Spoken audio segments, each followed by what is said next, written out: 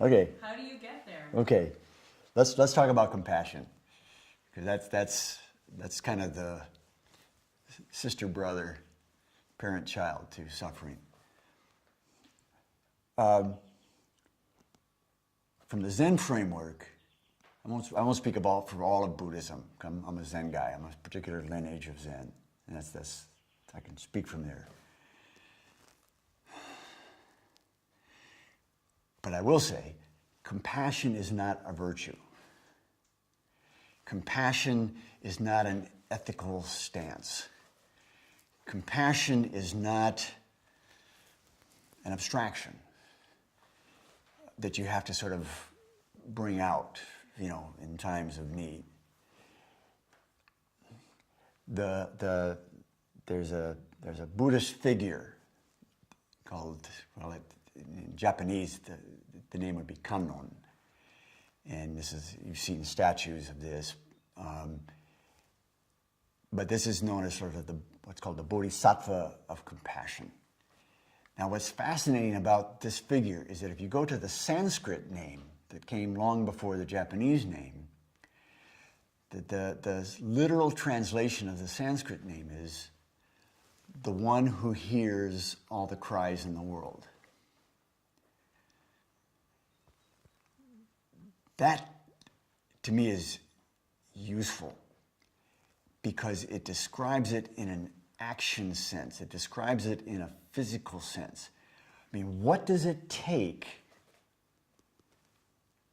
to hear all the cries in the world?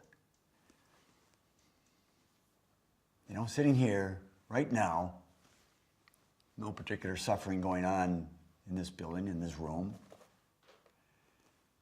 But we don't have to travel too far outside. There's a family, there's a child, there's a tragedy, there's something. What do you do physically to start to sense all of that? We'll get to chaplaincy, but to me, it's through your breath and your posture. That right now, you're a professional. And so you've got this ability.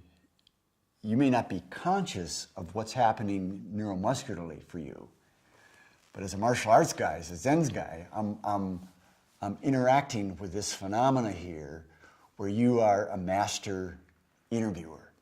You're optimizing what it takes to hear and ask, and to hear and to ask, and to hear and to ask. I'm guessing much of that in you is unconscious, but there's real professional value to that. Either you're a good interviewer or you're not. You want to be a good interviewer, you got to keep cultivating, how do I hear? How do I hear? What am I hearing? How do I hear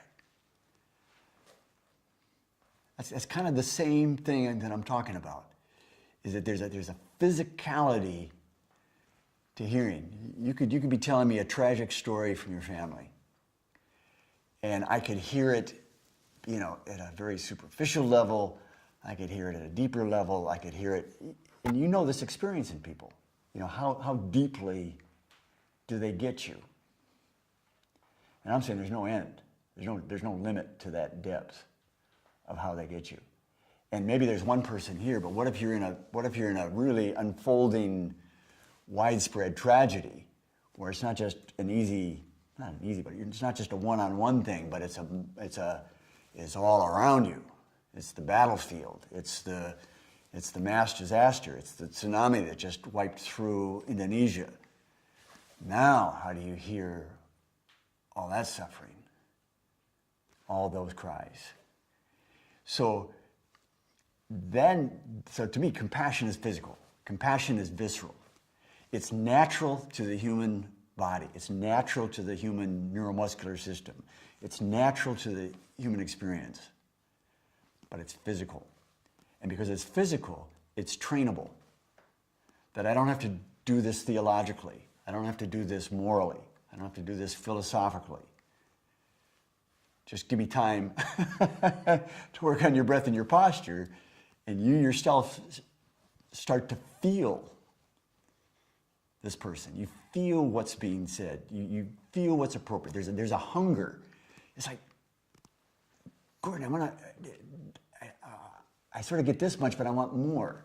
That sensation of wanting more is what changes the physicality of the work.